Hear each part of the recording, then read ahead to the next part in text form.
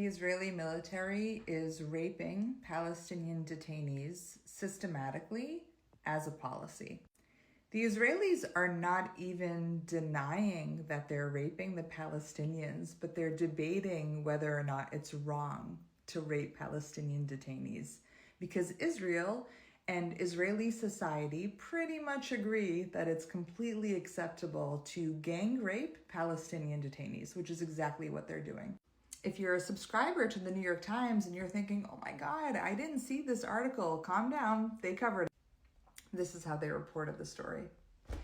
Defense lawyers demand dismissal of abuse case against Israeli soldiers. So of course, the New York Times chose the most boring language ever to discuss the gang rape caught on film of a Palestinian detainee at the hands of several Israeli soldiers who then admitted to gang raping this detainee. And before you read one word of this article, you should know that it was written by none other than Isabel Kirshner. I think everyone should unsubscribe from the New York Times, but let's say you still have a subscription. There should be a little asterisk at the top here, right under her name, and it should say Isabel Kirshner, comma, the Israeli mom of 2 IDF soldiers. Isabel Kirshner, whose husband works for an Israeli think tank.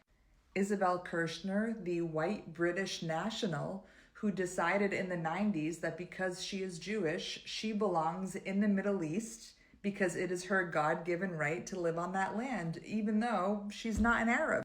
I think there should just be like a little paragraph underneath her name describing her background and who she is, because I think the rest of the article will make more sense. So that when you get to this paragraph that says advocates for the indicted soldiers being prosecuted for any mistreatment of Palestinians in custody are pointing to the cruelty of the Hamas-led attack, I think it makes sense now that you know who Isabel Kirshner is. If you have the stomach or the patience to read any further, this paragraph is rich. Some of the lawyers have asserted that the detainee was a member of an elite unit of Hamas, although that was never confirmed by authorities.